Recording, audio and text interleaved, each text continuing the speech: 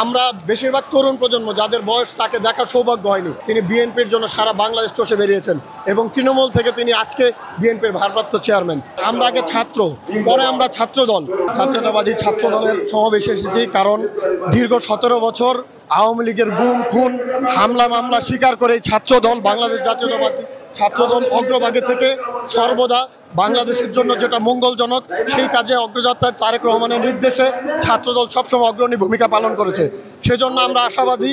আমরা গত 3 আগস্ট ছাত্রদল শহীদ মিনারে অবস্থান গ্রহণ করেছিলাম, তখন আমরা বৈষম্য বিরোধী ব্যানারে ছিলাম, যার কারণে আমরা সর্বমিলিত ছিলাম, আমরা আমাদেরকে সেভাবে প্রকাশ করিনি। কিন্তু আমরা দেশের এই 5ই আগস্ট ঘটনার পেছনে আমাদের ছাত্রদলের বড় একটি ভূমিকা ছিল।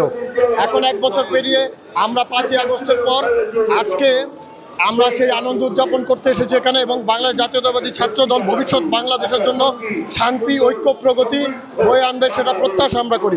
এই জন্য আজকের এই সমাবেশে আমরা সাধারণ ছাত্ররা যোগদান করেছি এবং আগামীর বাংলাদেশ বিনির্মাণে জনাব তারেক রহমানের সাথে আমরা ঐক্যবদ্ধ হয়ে সুন্দর একটি বাংলাদেশ প্রতিষ্ঠা করব।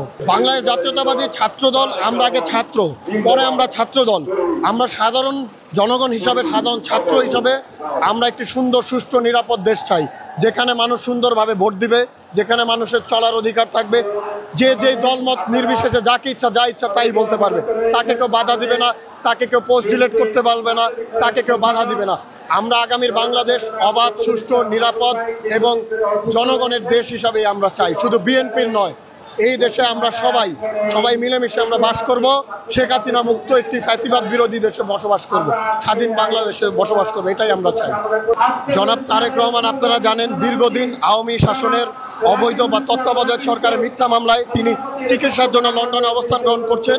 তো সেখানে তিনি যাওয়ার পথে আমরা বেশিরভাগ তরুণ প্রজন্ম যাদের বয়স তাকে দেখার সৌভাগ্য হয়নি, কিন্তু আমরা ছোটোবেলা দেখেছি তিনি কিভাবে সাধারণ সদস্য হতে তিনি বিএনপির জন্য সারা বাংলাদেশ চষে বেরিয়েছেন এবং তৃণমূল থেকে তিনি আজকে বিএনপির ভারপ্রাপ্ত চেয়ারম্যান। তো জনাব তারেক রহমানের চলাচল আমরা অনেকেই দেখার সৌভাগ্য হয়নি।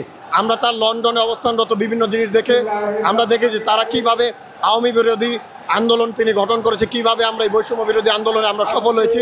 জনাব তারেক রহমানের সেই দূরদর্শিতা এবং গঠনমূলক নেতৃত্বের কারণেই আজকে আমরা সফল হয়েছি।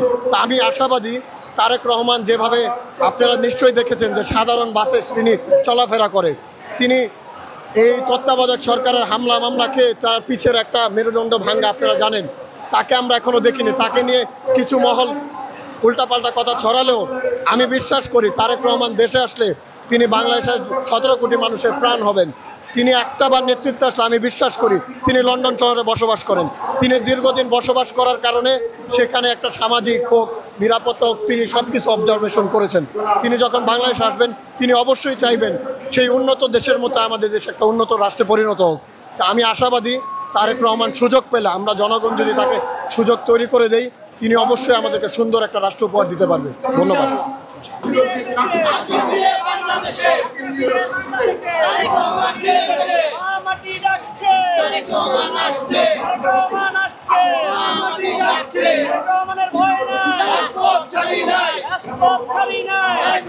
ভয় নাই।